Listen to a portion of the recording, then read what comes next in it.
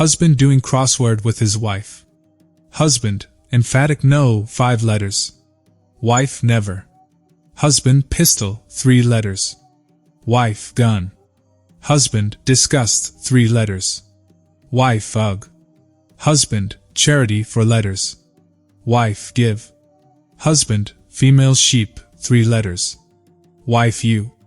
Husband, Pixar movie, 2 letters. Wife, up. 1. James Bond, ever the suave agent, walks into a bar and casually takes a seat next to an incredibly attractive woman. Glancing her way briefly, he then checks his watch with an air of nonchalance. Noticing his subtle move, the woman raises an eyebrow and asks with a teasing smile, "Is your date running late?" Bond, ever charming, replies, "No, actually. Q just gave me this state-of-the-art watch. I was testing it out." Curious, the woman leans in. "A state-of-the-art watch? What makes it so special?" Bond leans back, his signature smirk appearing. "It uses alpha waves to communicate with me telepathically." With a playful look, she asks, "And what's it telling you now?" Bond pauses for effect. "It says you're not wearing any panties." The woman giggles, shaking her head. "Well, it must be malfunctioning because I definitely am." Without missing a beat, Bond taps his watch and smirks. Must be an hour fast." 2. A husband and wife who work for the circus go to an adoption agency looking to adopt a child, but the social workers there raise doubts about their suitability.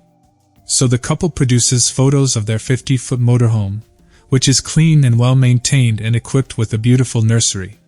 The social workers are satisfied by this but then raise concerns about the kind of education a child would receive while in the couple's care.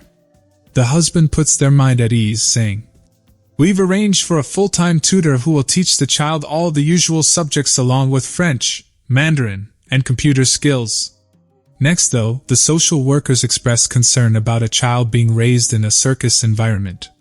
This time the wife explains, "Our nanny is a certified expert in pediatric care, welfare, and diet." The social workers are finally satisfied and ask the couple, "What age child are you hoping to adopt?" The husband says, "It doesn't really matter, as long as the kid fits in the canon." 3. One sunny morning, a farmer was lounging at the edge of his field next to his donkey when a cyclist rode up and asked, "Excuse me, do you have the correct time?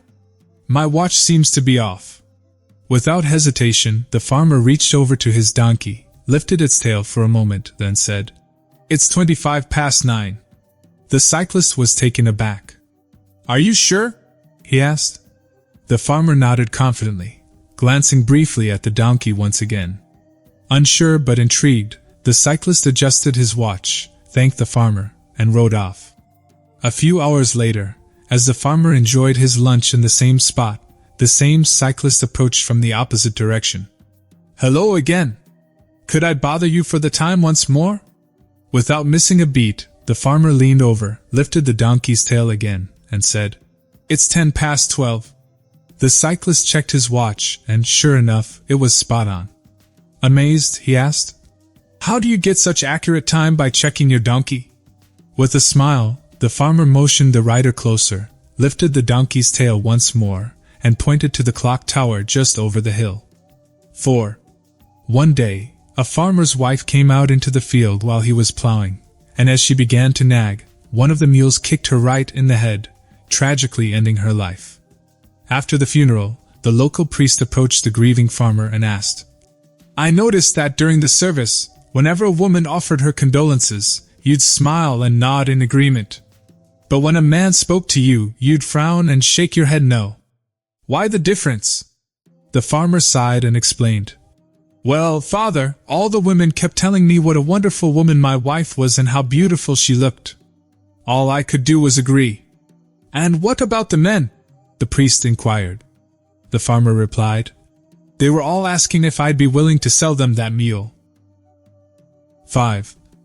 A young ensign was nearing the end of his first overseas sea tour when he was given the chance to prove his skills at getting the ship underway. With a series of sharp, commanding orders, he had the deck buzzing with activity. The ship steamed out of the channel, and soon the port was far behind. The ensign's efficiency was impressive. In fact, word quickly spread that he had set a new record for getting a destroyer underway. Proud of his accomplishment, the ensign was hardly surprised when a seaman approached him with a message from the captain. However, he was taken aback to find it was a radio message, and even more surprised when he read, "My personal congratulations on completing your underway preparation exercise swiftly and according to the book. However, in your haste, you overlooked one unwritten rule. Make sure the captain is aboard before getting underway." 6. The judge asked the woman what she stole. She replied, "I stole a can of peaches." The judge then asked, "How many peaches were in the can?" 6, replied the woman. After consideration, the judge decided to sentence her 1 night of prison for every peach she stole. 6 nights total. At this moment the woman felt helpless, bawling her eyes out. She didn't know what to do. And before the judge smacked the mallet down to make it final, her husband entered into the courtroom and yelled, "Your Honor, wait!" The judge froze and listened to what the husband wanted to say. "She also stole a can of peas." 7. A woman goes to her boyfriend's parents' house for dinner. This is her first time meeting the family, and she is very nervous. They all sit down and begin eating a fine meal. The woman is beginning to feel a little discomfort, thanks to her nervousness and the broccoli casserole. The gas pains are almost making her eyes water. Left with no other choice, she decides to relieve herself a bit, and lets out a dainty little f.rt. It wasn't loud, but everyone at the table heard the poot. Before she even had a chance to be embarrassed, her boyfriend's father looked over at the dog that had been snoozing at the woman's feet, and said in a rather stern voice, "Ginger!" The woman thought, "This is great," and a big smile came across her face. A couple of minutes later, she was beginning to feel the pain again. This time, she didn't hesitate. She let a much louder and longer fart rip. The father again looked at the dog and yelled, "Damn it, Ginger!" Once again the woman smiled and thought, "Yes." A few minutes later the woman had to let another one rip. This time she didn't even think about it. She let rip a fart that rivaled train whistleblowing. Again, the father looked at the dog with disgust and yelled, "Damn it, Ginger, get away from her before she on you." 8. An elderly man encounters a younger man who asks, "Do you remember me?" The old man replies, "I'm afraid I don't." The young man smiles and says, "I was your student." Curious, the old man asks, "So, what do you do now?" The young man responds, "I became a teacher." "Ah, how wonderful," says the old man. "Just like me?" "Yes, exactly. I became a teacher because you inspired me," the young man explains. Intrigued, the old man asks, "What made you decide to become a teacher?" The young man pauses for a moment, then shares his story. "One day, a friend of mine, also a student, came to school wearing a new watch. I really wanted it, so I stole it from his pocket." The old man listens closely, his expression unchanged, as the young man continues. "Soon after, my friend noticed the watch was gone and reported it to you, our teacher. You told the class, 'A watch was stolen today during class. Whoever took it, please return it.'"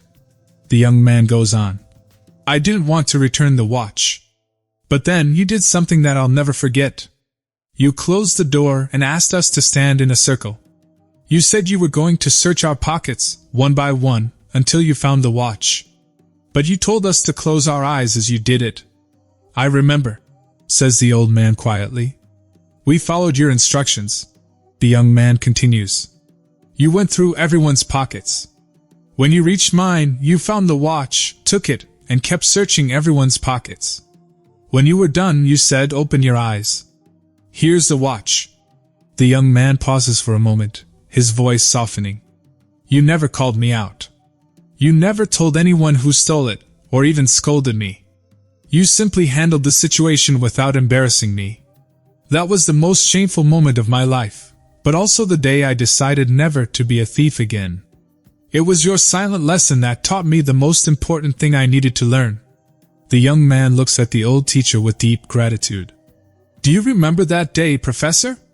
The old teacher smiles and replies, "Yes, I remember the situation with the stolen watch and searching everyone's pockets. But I didn't remember you specifically, because I also closed my eyes during the search." The young man, moved by his words, nods in understanding.